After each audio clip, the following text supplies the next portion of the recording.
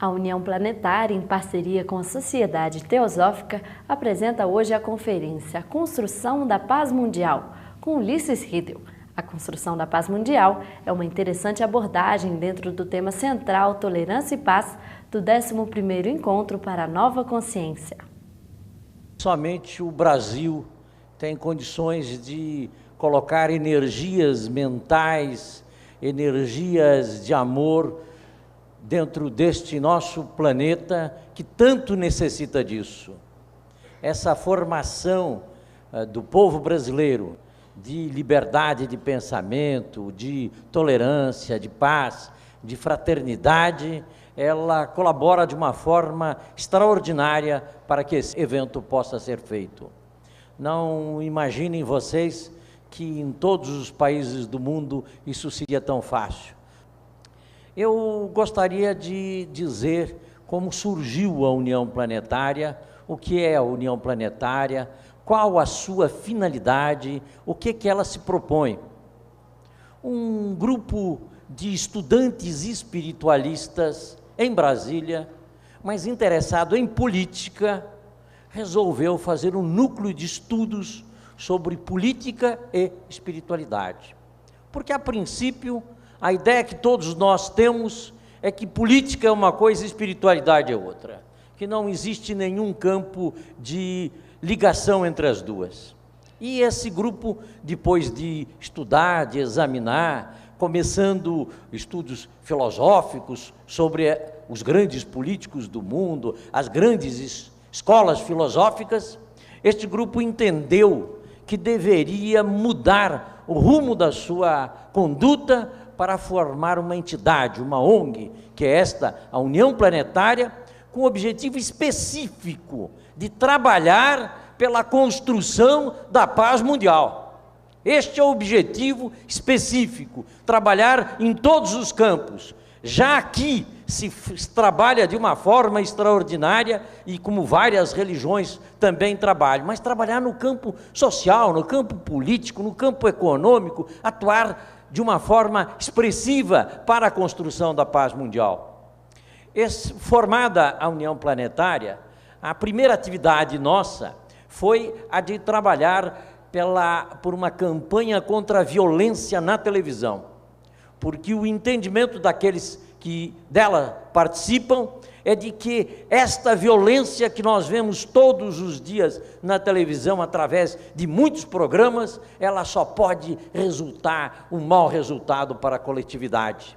Se nós queremos colher um bom resultado, nós precisamos nutrir essa sociedade com elementos bons. Neste sentido, foi feito um projeto encaminhado ao Ministério Público, foram movimentadas forças, tivemos um encontro dentro da Câmara dos Deputados para discutir sobre a questão da violência na televisão. Não que se queira limitar a liberdade de ninguém, é aquela história, um carro pode transitar pela cidade livremente, mas ele, quando vai passar na frente, por exemplo, de uma escola, ele não pode passar a 160 km por hora. Ele tem que reduzir a sua marcha, ele tem que passar numa marcha compatível com o local que ele está. Não é que nós vamos limitar a transmissão da televisão, mas é que é importante, é fundamental que ela seja compatível com o horário, num horário de 2 horas da tarde, de um domingo, com as crianças vendo a televisão, e nós assistirmos um programa em que é esfaqueada uma pessoa, isso é terrível, isso só pode danificar a mente das nossas crianças, só pode danificar a mente de nossos filhos. Passamos a atuar também numa parceria muito querida, muito amada com a Unipaz. Participamos da formação de um grande encontro pela paz do planeta, que foi realizado em Brasília.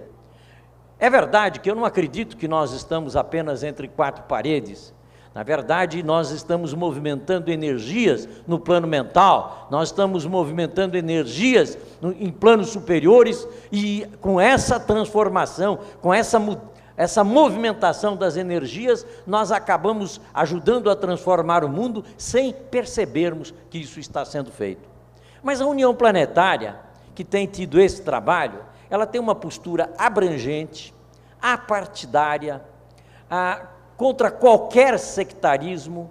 Ela valoriza a diferença de pensamento, é muito mais do que simplesmente tolerar que o outro pense de forma diferente. Ela valoriza a diferença de pensamento, ela parte do princípio de que o mundo é uma criação maravilhosa, um grande jardim, e que é extraordinário que nesse grande jardim nós não tenhamos somente rosas ou somente cravos, mas que nós possamos ter todas as flores, que nós possamos ter presente no planeta as várias filosofias do mundo, que nós possamos ter presente as várias religiões do mundo. A hegemonia de uma religião, a hegemonia filosófica, a hegemonia de uma cultura de um país só pode ser negativa para o planeta. Então, ela partindo dessa ideia da valorização das diferenças, ela tem o suporte naquilo que foi muito bem apontado pelo Hermógenes, que a peça-chave é a ética. A ética é a pedra angular que nós temos para a construção de um mundo de paz. Ela é a pedra angular. Se nós tivermos um comportamento ético em todos os campos e percebermos aquilo que também ele apontou, de quem realmente somos nós, de que eu tenho um corpo físico, mas eu não sou esse corpo físico, de que eu estou nesse corpo físico, e percebermos que nós estamos nos outros, que nós somos os outros, nós vamos então realmente mudar a mentalidade do mundo e atuar de uma forma efetiva para essa transformação. A União Planetária tem dois tipos de associados. Um associado, que é aquele que simplesmente se associa para manifestar o seu apoio à União Planetária, aos seus propósitos, ao seu ideário. Significa a participação de apoio e, evidentemente, esses que assim se associam são alvo de todas as comunicações e correspondências e publicações e tudo que faça a União Planetária. Existe uma segunda qualidade que é para aqueles que queiram contribuir, que então pode entrar como sócios contribuintes, mas não há necessidade nenhuma de que ninguém se associe como sócio contribuinte. Esse é apenas para aquele que está efetivamente interessado em participar de uma forma mais, dentro das suas possibilidades, mais efetiva dentro deste trabalho. Mas o importante é apenas a postura de que esses ideais, esse ideário é válido. Agora, os irmãos que constituíram essa entidade acharam que ela não deveria ser meramente filosófica, que ela devia atuar concretamente, e é por isso que ela, atuando concretamente, ela já iniciou campanhas como essa contra a violência na televisão, e está através da televisão, que é o canal maior que ela tem tido, mas atuar de uma forma concreta, e por isso ela tem um ideário que eu quero fazer uma referência a vocês todos, porque consideramos importante. O primeiro deles é o reconhecimento da fraternidade entre todos os seres como a base da atuação política do terceiro milênio. Vejam bem, ela se propõe ser uma entidade política, mas só que é uma entidade política diferente, ela não é política partidária, ela está política no sentido de relações humanas, no sentido macro, e a sua atuação é que, porque ela pretende atuar não só dentro dos meios espirituais, mas dentro da sociedade coletiva, do mundo que está aí fora, e então apontar que realmente a fraternidade é a base da transformação política da humanidade. O segundo, valorização das Nações Unidas, naquilo que ela tem de bom, obviamente, na busca da paz mundial e na defesa dos direitos humanos, dentro de uma visão planetária. Unificação política, econômica, social de todos os povos, respeitadas as culturas locais. Isto porque nós temos que buscar esta unificação com o respeito das culturas. Criação de um governo mundial democrático, que legitime a gradual eliminação das fronteiras nacionais e institua um documento de identidade pessoal válido para todos os países do planeta. Isto porque o mundo caminha para esta globalização, e ele caminhando para esta globalização, nós temos que construir uma situação em que exista uma verdadeira democracia, porque a democracia que nós temos aí é uma democracia de elite, é uma falsa democracia e que não atende aos interesses de uma coletividade, da construção de uma sociedade sábia. O respeito ao direito das minorias e à pluralidade de ideias, o desarmamento mundial e o uso das atuais forças armadas em tarefas como a promoção da justiça social e o equilíbrio planetário. E muitos dirão, mas como vocês acreditam que podem conseguir o desarmamento mundial? Nós temos que fazer uma corrente nesse sentido, temos que desejar que isso seja possível, lutar nesse sentido, defender as ideias nesse sentido, para que haja um desarmamento mundial e fim das fronteiras. E dentro disso, a União Planetária diz atuar de forma abrangente, apartidária, não sectária, pela elevação dos padrões éticos, culturais, assistenciais, econômicos, ambientais e espirituais da sociedade. Valorizar as diferenças de pensamento, promover a construção de uma sociedade verdadeiramente humana, voltada para a valorização da vida em seus aspectos positivos. Ela não está aí para estar criticando as coisas, ela está para apontar sempre saídas, apontar caminhos, apontar para onde que nós devemos seguir no nosso roteiro da nossa vida. Nós podemos verificar que a evolução da humanidade tem sido uma evolução muito trágica, de guerras, de lutas e mais lutas. Essa tem sido a evolução da humanidade.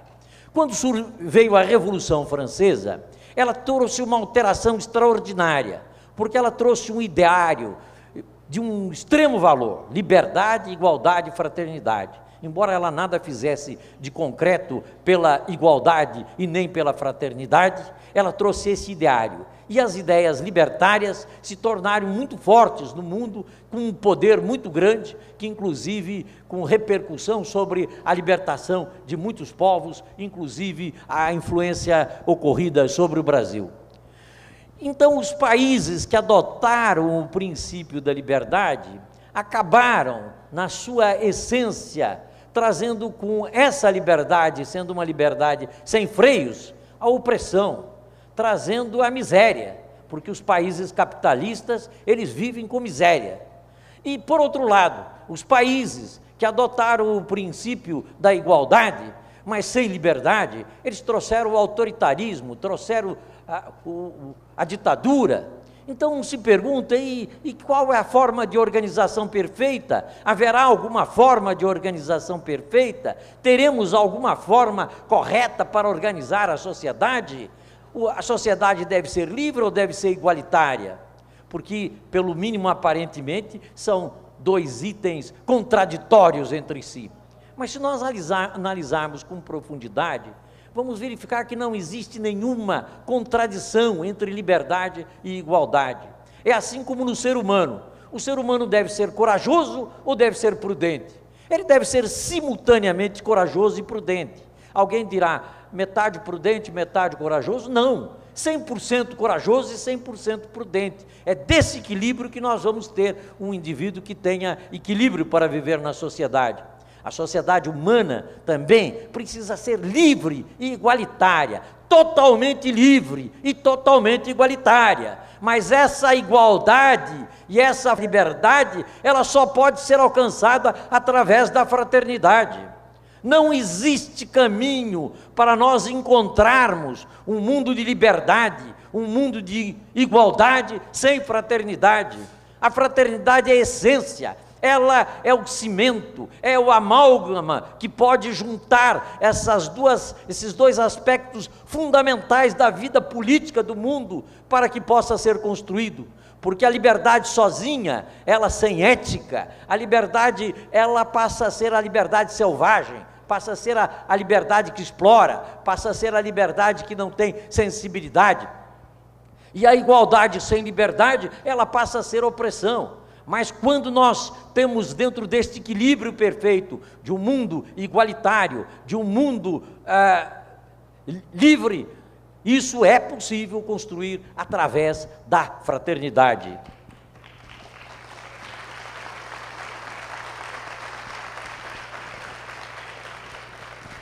Certamente a raiz de todo o problema da humanidade está na ignorância. A ignorância nossa, a ignorância do ser humano, faz com que ele lute por ilusões, lute por maia, e não perceba a grandiosidade e o significado extraordinário da sua vida, da sua existência, e ao não perceber esse significado extraordinário, ele causa todos esses conflitos que nós temos visto.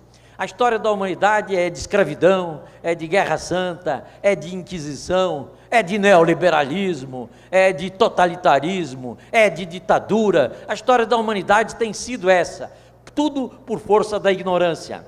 E essa é a raiz dos problemas. Mas nós devemos perceber que as ideias governam o mundo. Vejam bem essa expressão que eu estou falando. As ideias governam o mundo. Nós poderíamos ir até um pouco mais fundo e dizer, os valores governam o mundo. Por que é que nós aqui há alguns séculos atrás, ou pelo mínimo quase toda a história do Brasil, porque a história do Brasil é a história da escravidão, por que é que nós tínhamos a escravidão? Porque os valores coletivos admitiam a escravidão. Todas as famílias bem formadas tinham seus escravos, a igreja tinha seus escravos, todo mundo tinha seus escravos, uma aberração, um ser humano tratado como um animal. Tínhamos o capitão de mato, autorizado pelo Estado para caçar o negro, nosso irmão fugitivo. Tinha um absurdo desse, com amparo das leis, do Estado, do Executivo, do Legislativo e do Judiciário. Nós vemos uma monstruosidade dessa, por quê? Porque os valores admitiam isso como certo.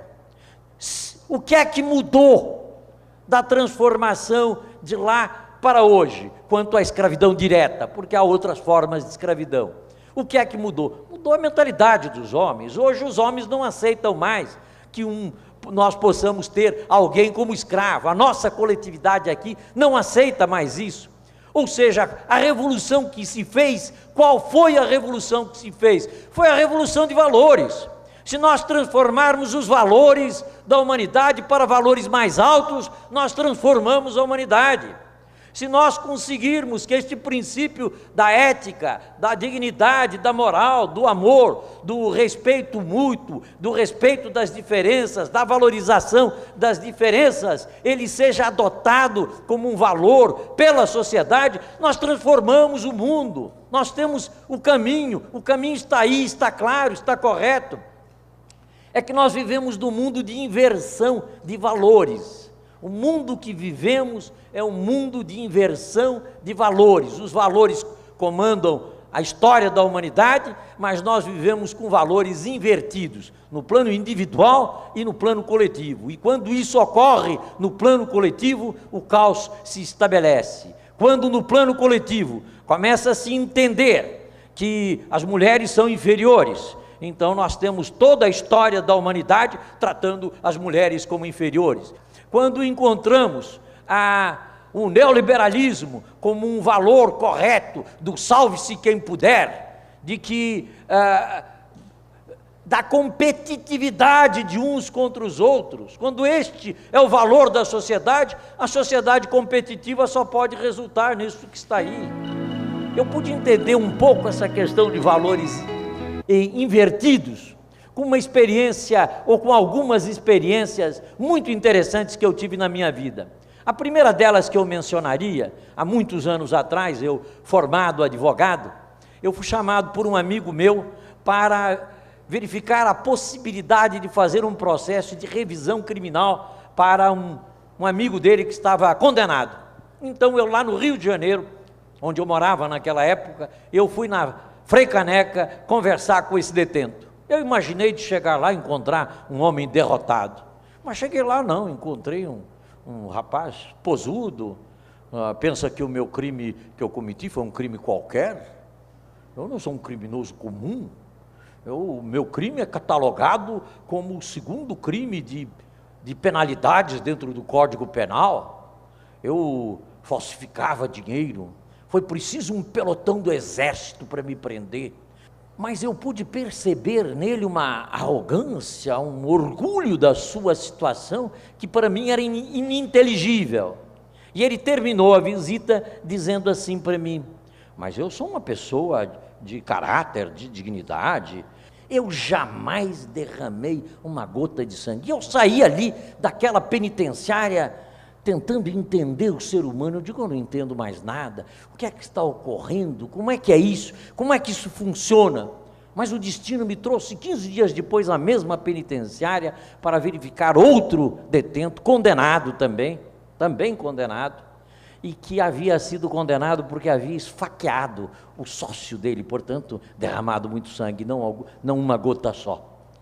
E então ele dizia assim para mim: mas o meu sócio estava me roubando, eu trabalhava desde as primeiras horas do dia até as últimas horas, e ele me roubando, eu vim descobrir que ele estava me roubando, é uma questão de honra, é uma questão de dignidade. E aí ele acrescenta assim: eu nunca roubei um centavo de ninguém. Para mim, foi decisivo de eu entender que nós vivemos num mundo com uma profunda inversão de valores, e que quando esses valores são invertidos coletivamente, como é o caso de superioridade racial, superioridade religiosa, aí então, e com sectarismos, com fundamentalismos, aí então nós temos realmente o caos. E quando por detrás disso ainda tem interesses econômicos, interesses dos grandes fabricantes de armas, dos trilhões de dólares que rolam em torno da fabricação de armas, nós podemos perceber que realmente estes valores coletivos estão equivocados. Nós temos que trabalhar para mudar estes valores, da mesma forma que os abolicionistas trabalhavam há séculos atrás para mudar a mentalidade dos escravistas, porque assim que conseguiram mudar a mentalidade e ser uma maioria expressiva, então foi possível mudar o costume, mudar a lei e mudar para um novo padrão, para uma nova referência. Que uma outra experiência que para mim foi muito significativa de como nós temos valores invertidos. Eu tinha uns 12 anos de idade, nascido num lar em que meus pais eram vegetarianos, e eu, nos meus 69 anos de idade, eu nunca provei nenhum tipo de carne. E eu então cheguei, corri para minha mãe, disse: mamãe, tem lá um livro assim que está vendendo, etc e tal, eu quero ver esse livro. Fui, peguei o livro em casa e abri, primeiro capítulo, os carneirinhos. Nós devemos amar os carneirinhos porque nos dão sua carne para comer. Com sua pele podemos fazer bolsas, com seus cascos podemos fazer botões, e com seus chifres adornos para caixinhas. Eu me lembro que eu fechei aquele livro, fui à minha mãe, e até hoje eu me lembro da expressão que eu usei para ela. Disse: olha, mamãe, foi uma mulher muito piedosa que escreveu o livro, mas ela não sabe o que é amor. Ela não sabe o que é amor. Para ela, amor é o venha a nós, e não aquele dar-se, não aquela postura do sol que se dá a todos, ao mais santo dos homens e ao pior dos bandidos. O amor é um sentimento de dar-se, mas no entanto as pessoas sempre eu gosto de fulano porque ele faz tudo para mim, eu gosto de fulano porque me ajudou, eu gosto de fulano porque isso, sempre vemos de uma forma deformada. Veja a questão da força, como os nossos valores são invertidos. A questão da força, se eu disser aqui, eu vim entrando e encontrei ali um homem muito forte, todos imaginarão como um homem muito corpulento, com grandes músculos, etc e tal, todos.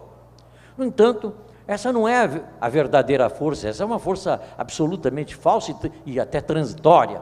A verdadeira força é a da paciência, é a da serenidade, é do autodomínio, é de estar harmonizado. Esta que é a verdadeira força, mesmo porque esta força externa, que é a força que sempre se reflete na violência, ela representa a fraqueza. A violência é a arma dos fracos, só os fracos são violentos. Todo homem forte, todo ser humano forte, ele é tranquilo, ele é pacífico, ele é humano, aí é que está a verdadeira força. No entanto, nós temos uma inversão de valores total, e dentro desta inversão de valores total, nós não nos apercebemos de que vivemos num mundo equivocado, e quando os valores coletivos são valores coletivos equivocados, então realmente é o caos, porque aí nós temos toda essa barbaridade que nós temos visto.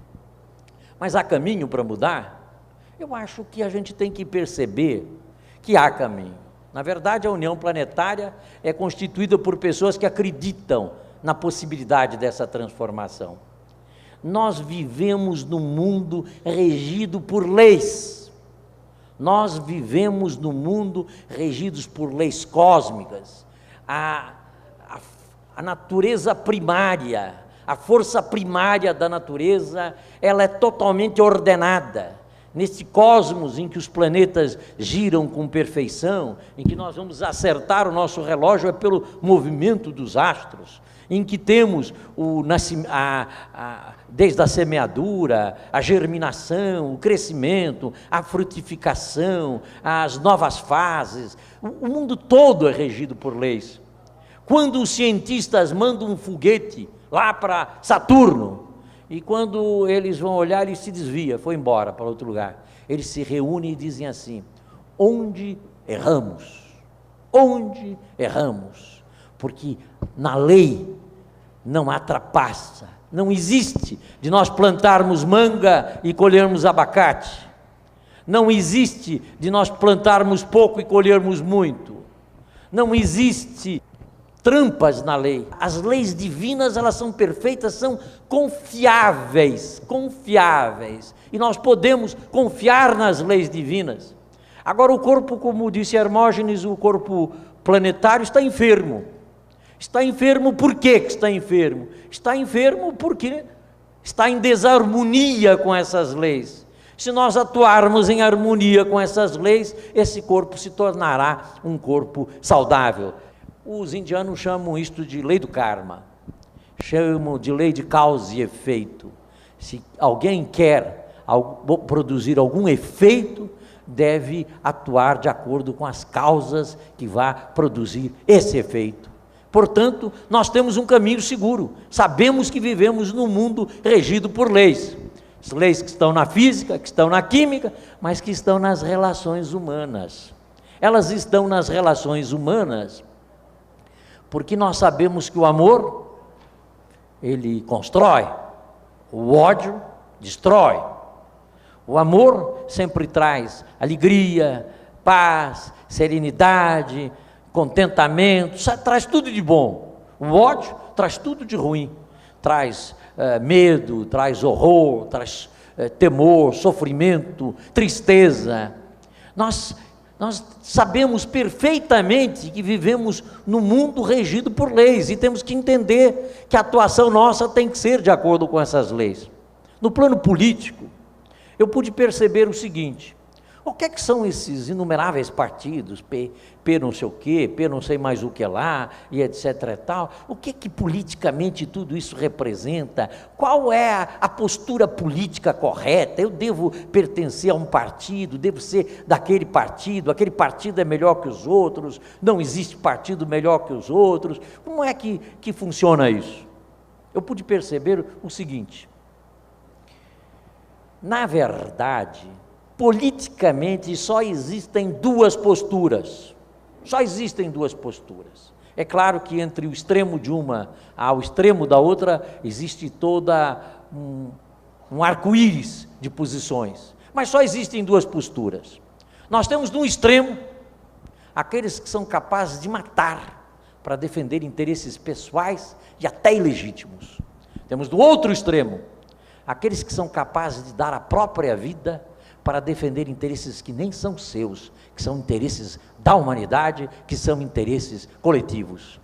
É neste lado de cá que nós vamos encontrar os grandes gigantes da humanidade. É aqui que nós vamos encontrar um Dalai Lama, Jesus Cristo, Luther King, Mandela, Madre Teresa de Calcutá, Betinho, tantas figuras extraordinárias, tantas e tantas, que tem dado a sua vida pelo bem dos outros. E se nós olharmos e formos ao passado, tinham aqueles que defendiam a escravidão e os que eram a favor da escravidão. Não importa saber que nome partido tinha, se tinha o partido nome de republicano, de liberal. Na verdade, nós temos duas posturas. As posturas dos escravistas e dos abolicionistas. Em qualquer época da história, em qualquer época do mundo, nós vamos verificar que existem duas posturas de relação política. Aqueles que estão a favor da coletividade, pelo bem da coletividade, pelo interesse da coletividade, e aqueles que estão defendendo os seus próprios interesses. Então, isso nos permite perceber que nós temos que verificar exatamente onde é que nós nos posicionamos. Se nós vamos estar ao lado daqueles que estão vendo apenas os seus interesses individuais, ou se nós vamos estar do lado daqueles que se somam para defender os interesses coletivos. Vejam um exemplo. Uma ilha. Nós temos uma ilha desabitada. Não tem nenhum habitante lá. Mas chega um habitante, um Robinson Crusoe da vida, desembarca nessa ilha. Ele chegando lá, ele pode fazer o que quiser, do ponto de vista do relacionamento humano. Ele não tem ninguém, ele não gosta de mangas, ele corta todas as mangueiras. É claro que a natureza não reclama, mas ela se vinga, né? No caso específico, ele vai ficar sem as mangas. Mas chega um segundo habitante nessa ilha, chega um sexta-feira lá nessa ilha. Aí o sexta-feira diz: eu gosto de mangas.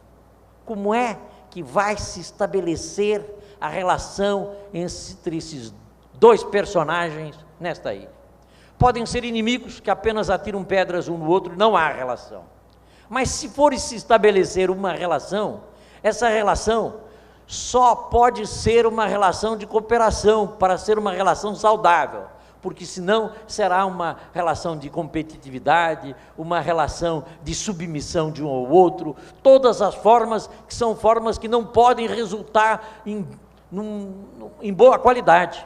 É óbvio, qual é a forma adequada que esses dois cidadãos devem viver? Em colaboração. Às vezes um tem mais habilidade para subir em árvore, o outro tem mais habilidade em fazer plantações, e vão somar as suas capacidades, vão colaborar um com o outro, mas não de maneira nenhuma um está lutando com o outro em competição. Isso é tão óbvio.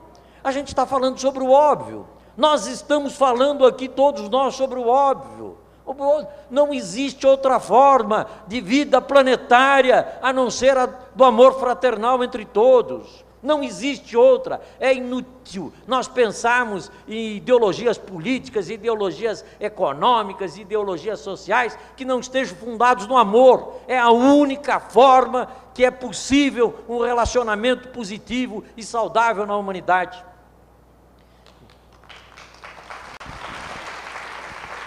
Nós não estamos numa ilha com duas pessoas.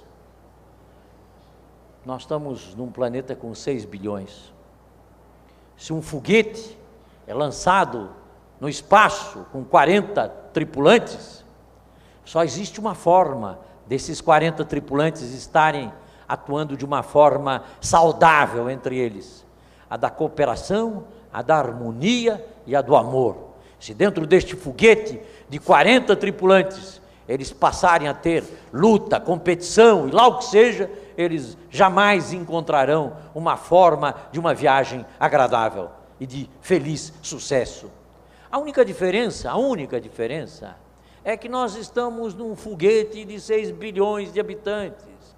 Nós estamos numa esfera solta no espaço.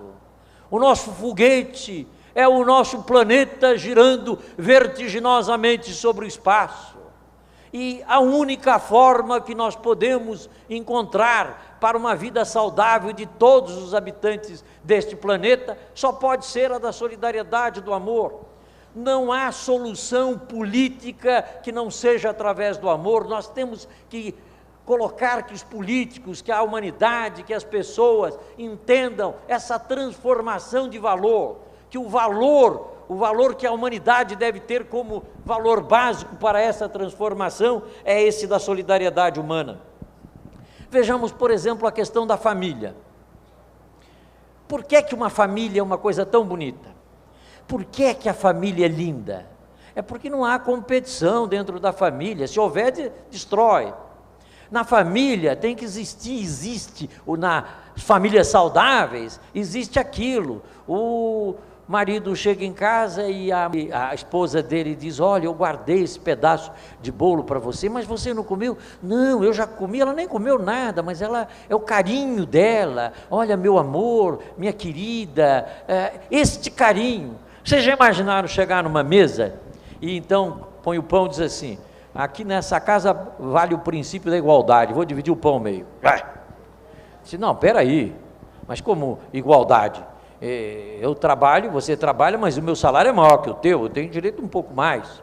Disse: não, peraí, mas eu sou mais gordo que você, eu como mais, eu tenho direito mais. Ou qualquer coisa parecida.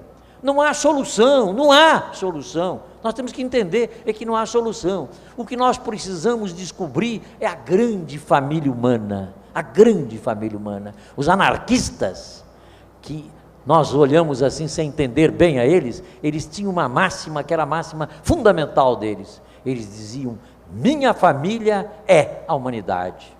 Minha família é a humanidade. Se nós pudermos descobrir essa realidade e avançar mais ainda para entender que nem existe o outro, que o outro somos nós.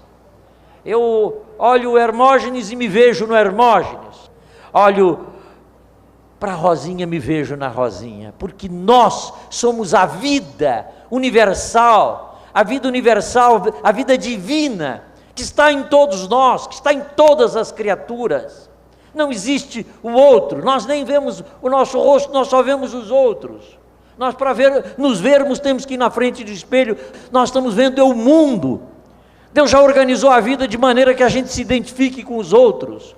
E se nós olharmos em essência, vamos verificar que a vida é una. Isto me faz lembrar que há um mantra que a Annie Besant costumava recitar, diz assim: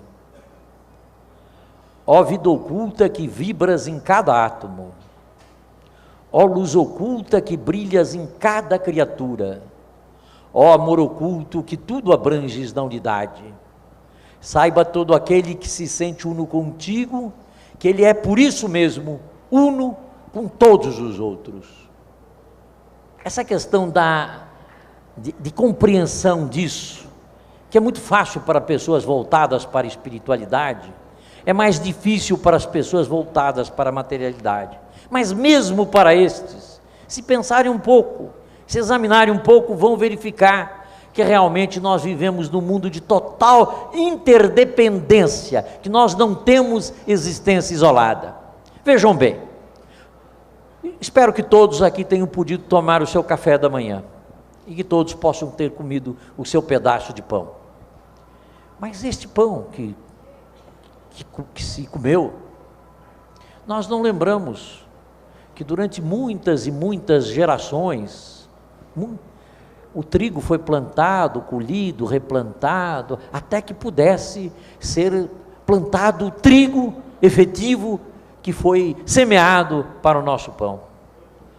Alguém plantou esse trigo, nem que seja com uma máquina, alguém usou uma máquina para plantar este trigo, do pão que nós comemos hoje. Alguém colheu, alguém transportou, alguém beneficiou, alguém transportou outra vez, alguém achou, alguém trouxe até a nossa mesa. Há toda uma história daquele pedacinho de pão que veio à nossa mesa.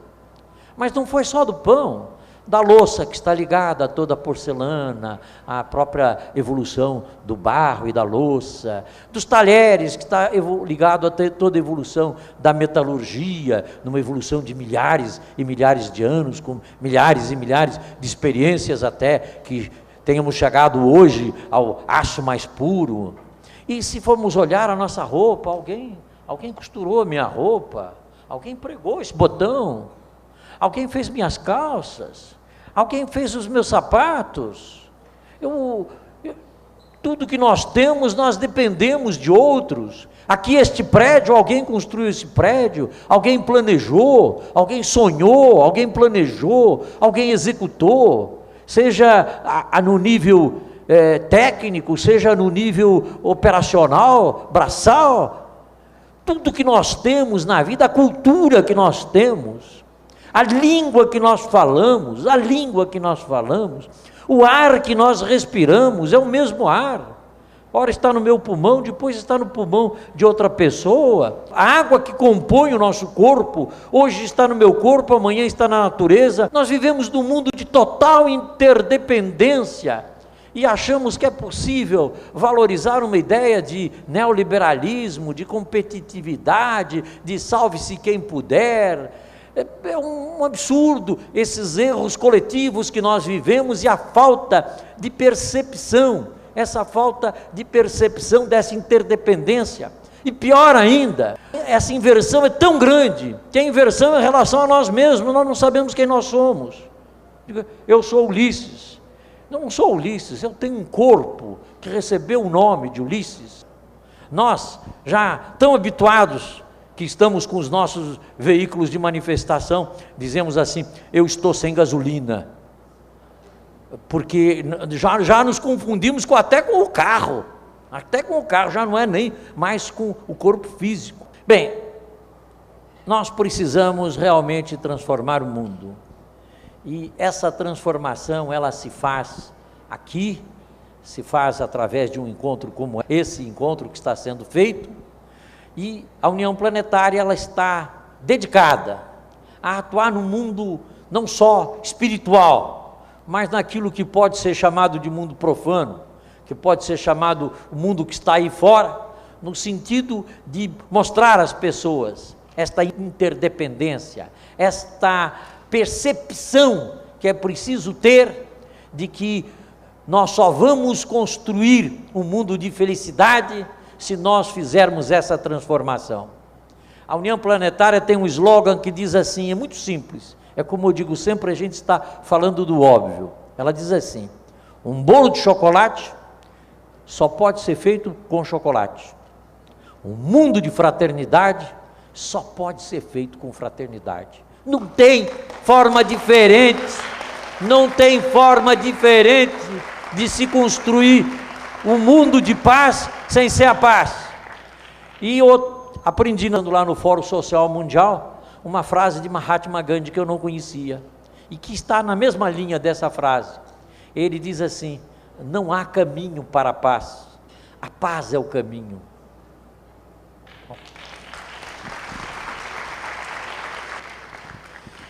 Krishnamurti, nos dias atuais, tem nos dito que o problema coletivo é o problema individual. Se nós queremos transformar o mundo, nós temos que começar transformando a nós mesmos. Se nós nos transformarmos, compreendermos em primeiro lugar quem nós somos, compreender exatamente que nós somos uma vida que anima os nossos corpos e que esta vida está no seu processo de evolução, e compreendermos que efetivamente nós temos que valorizar o positivo, desenvolver o positivo e afastar pela inteligência, pelo amor, pela compreensão, pela meditação, pela oração, pela reza, tudo aquilo que corresponda a não serem os elementos positivos da nossa vida e da vida coletiva. Assim, se nós atuarmos corretamente, nós vamos poder não só nos transformar, como iremos ajudar de uma forma eficiente a transformação do mundo. Porque existe uma mente coletiva, nós estaremos atuando nessa mente coletiva, e essa mente coletiva estará sendo ao mesmo tempo enriquecida com a nossa transformação. Não só nós nos transformamos, como ajudamos a transformar a coletividade. Isso é um potencial muito grande, não é apenas 1 mais 1, 1 mais 2. Muitos já devem ter visto, lido, sabido da história do 100º macaco. Consta que lá numa das ilhas lá das Filipinas, antropólogos estiveram fazendo estudos com macacos e observaram que os macacos de uma ilha eles foram ensinados a lavar as batatas que eles comiam, porque os macacos arrancavam a batata e comiam a batata com terra. Então eles ensinaram esses, e à medida que eles ensinaram, 2, 3, os outros vieram também, no fim toda a ilha estava lavando as batatas para que fossem comidas. E aí eles observaram, de uma forma praticamente inexplicável pela ciência, que nas ilhas vizinhas, aonde os macacos não tinham recebido qualquer influência, não tinham recebido qualquer orientação, eles também tinham passado a lavar as batatas. Ou seja, no mundo dos animais se fez essa transformação. E eu estou certo que no mundo humano também essa transformação se faz. Eu, na minha existência curta diante da vida do planeta, eu posso perceber que os valores têm mudado significativamente. Uma preleção como essa, uma reunião como essa, um encontro como esse, há 50 anos atrás no Brasil, era totalmente impossível. Hoje não. Hoje nós falamos todos por aí em chakra, em kundalini, em vegetarianismo, todas as coisas de uma forma natural, porque a sociedade humana vai aprendendo essas coisas todas. E se nós também caminharmos no sentido de mostrar que somos contra esses trilhões gastos em armamentos, somos favoráveis ao desarmamento mundial, somos contrários a existências de fronteiras políticas que não precisam existir, por a construção de um mundo de paz e um mundo de fraternidade, nós vamos realmente obter êxito nesse resultado. Só existe uma forma de nós realmente transformarmos o mundo, só uma. Nós precisamos transformar os valores coletivos, os valores nossos e os valores coletivos, mas só existe uma forma dessa transformação, é pelo exemplo. Se nós não formos exemplos de paz, exemplos de harmonia, exemplos de fraternidade, exemplos de gentileza, de delicadeza, se nós não formos tudo isso, é inútil o que nós estivermos falando sobre essas coisas. Eu quero dizer que a filiação à União Planetária, ela é uma ficha de compromisso, não é uma ficha de filiação, é uma ficha de compromisso, e eu vou ler para vocês este compromisso.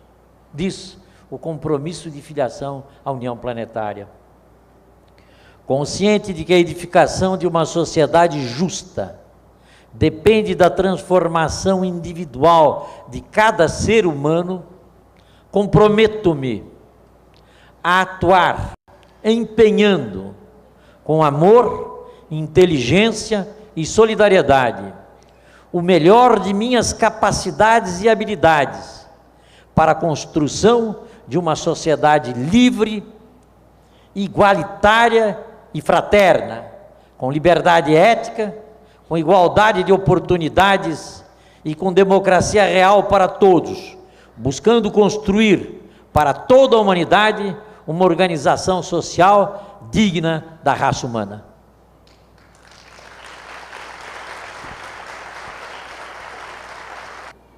Eu quero contar a vocês uma experiência minha de vida e que, como tudo isso faz sentido para mim. Quando eu tinha assim uns 4, 5 anos de idade, pela primeira vez, minha mãe me levou a uma escola, a um maternal. Eu me lembro que lá nessa escola, era uma escola católica, 2 freiras com seus hábitos negros. Me lembro da imagem delas, eram 2 freiras gordas e muito atenciosas, muito carinhosas. E o que eu vou contar não é autopromoção, e eu vou explicar por que não é autopromoção. E então uma das freiras perguntou assim para mim: o que é que você vai ser quando crescer? Aquilo que sempre se pergunta às crianças. E eu respondi assim: um grande homem. Ela ficou assim, surpresa, foi falar com minha mãe: olha, ele disse isso e disse aquilo.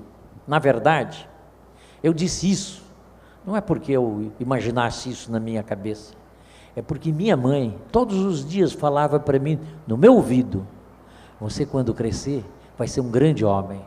Só que o grande homem que minha mãe dizia para mim, não era nenhum grande banqueiro, nenhum grande executivo, nenhum grande industrial, nenhum grande pecuarista. Era um benfeitor da humanidade.